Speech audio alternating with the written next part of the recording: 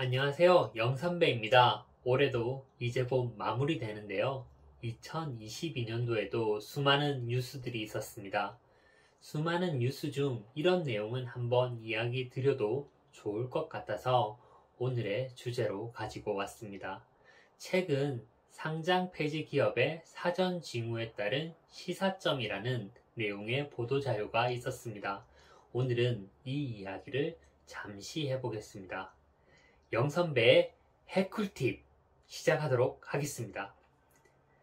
지난 11월 2일 금융감독원에서 보도자료 하나를 배부하였는데요. 신문에 기사로 나온 건 11월 3일 조간에 나온 내용입니다. 해당 보도자료 원문은 금융감독원 전자공시 시스템, 즉 다트 사이트 첫 화면 오른쪽 하단에 보시면 보도자료라는 글이 보입니다. 거기서 해당 내용의 원문을 확인하실 수 있습니다. 제목은 초두에 말씀드린 대로 최근 상장 폐지 기업의 사전 징후에 따른 시사점이라는 제목이고요. 주요 내용은 다음과 같습니다. 2019년 이후 상장 폐지 기업은 전반적으로 증가하는 추세이다. 상장 폐지 전까지 영업 손실 지속 등 관리 종목 지정 사유나 횡령, 배임 행위 등 실질 심사 대상 지정 사유가 연쇄에 복합적으로 발생했고 관련 사유 최초 발생 후 3년 이내 상장 폐지에 이르는 경향을 보인다. 이러한 과정에서 상장 폐지 직전에는 대규모 단기 순손실이 확대되어 자본이 잠식되고 이를 모면하기 위하여 빈번한 시비, BW 발행 및 유상증자 등의 자본 확충이 수반되었다. 또한 상장 폐지 기업은 경영 안정성과 밀접한 최대 주주의 변경이나 내부 통제 부실 등에 따른 불성실 공시가 빈번하게 증가하였다. 투자자들의 주식시장에 대한 관심과 참여가 증가한 가운데 고금리 등의 영향으로 상장기업들이 자금 조달 등 경영상의 어려움을 겪고 있어 투자자들이 보다 현명한 투자 판단이 요구된다. 투자자들께서는 상장기업이 금융감독원 다트와 거래소 카인드 시스템을 통해 공시한 사항을 면밀히 분석한 후 투자하시기를 바랍니다. 이렇게 이야기를 하고 있습니다. 여기서 좀 생소한 단어들이 나왔는데요. CB는 전환사채를 이야기하고 BW는 신주 인수권부 채권을 이야기합니다. 유상증자와 이런 내용들은 시장에서 자본을 조달하는 여러 방식이라고 생각하시면 됩니다. 그리고 상장회사는 공시 규정에 따라 금융감독원 다트 시스템이나 한국거래소 카인드 시스템의 기업의 내용들을 공시해야 하는데 이 사이트에서 해당 기업에 대해서 많은 것들을 알 수 있습니다. 금융감독원 다트 시스템의 정기보고서 공시를 통하여 기업의 재무적, 비재무적 정보들을 확인할 수 있습니다. 이 보도자료가 나온 배경은 최근 고물가, 고금리, 고환율 등의 기업 경영 환경 악화가 지속되면서 자금 조달의 어려움과 함께 일부 한계 기업들이 상장 폐지의 위험이 고조되고 있다고 합니다.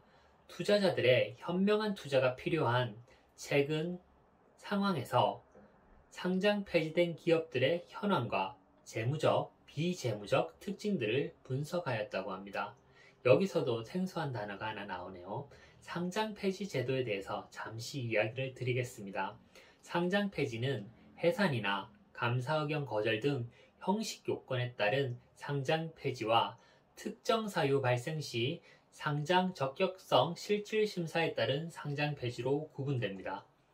형식 요건 사유 발생 시 그 자체로 즉시 상장 폐지 사유에 해당하는지에 따라 단독 상장 폐지 사유와 관리 종목 지정 후 상장 폐지 사유로 구분됩니다. 감사 의견 거절, 자본 잠시, 부도 및 파산, 해산 및 이전 상장, 그리고 정기보고서 미제출, 검토 의견 비적정, 자본 미달, 손익 악화, 주식 거래 기준 미달 등의 사유가 발생하면 상장 폐지 사유에 해당됩니다. 실질 심사는 경영 투명성 등 특정 사유 발생 시 해당 기업의 상장 적격성에 대해 종합적 또는 개별적 사유에 대한 실질 심사를 거쳐 상장 폐지 여부를 결정합니다.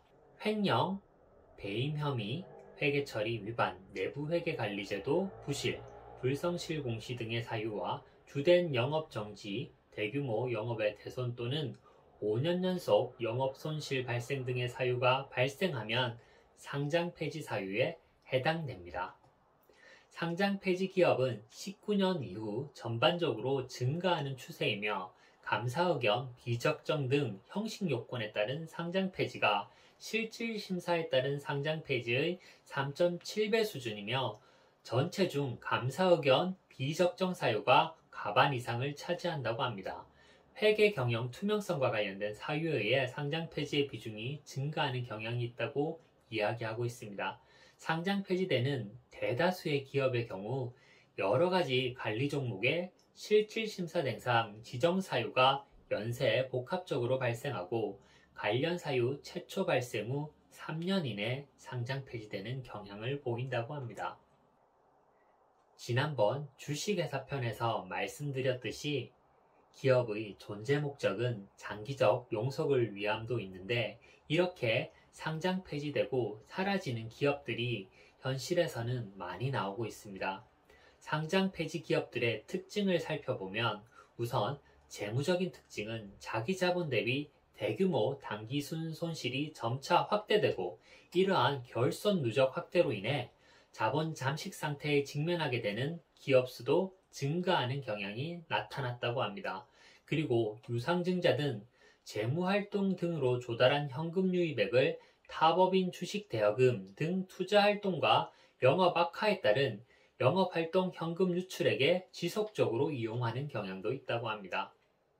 그리고 주식 관련 사채와 주식을 대규모로 빈번하게 발행하는 반면 일반 사채의 발행은 미미한 경향이 있다고 합니다. 자본 조달 방식은 증권신고서 제출 의무가 없는 사모 또는 소액 공모 방식으로 주로 발행하고 증권신고서 제출 의무가 있는 공모 방식의 발행은 미미한 경향이 있다고 합니다. 여기서 증권신고서랑 증권을 모집 또는 매출할 때 금융위원회에 제출해야 되는 서류로서 모집 또는 매출에 관한 사항 그리고 발행인에 관한 사항들을 기재하여야 합니다. 상장 폐지 기업들의 비재무적 특성도 몇 가지가 있는데요. 첫째, 최대 주주의 변경 공시가 빈번하게 증가하는 경향이 있고 이는 기업의 경영 안정성과 밀접하게 연관됩니다. 그리고 둘째는 불성실 공시법인 지정이 빈번하게 증가하는 경향을 보이고 있는데요.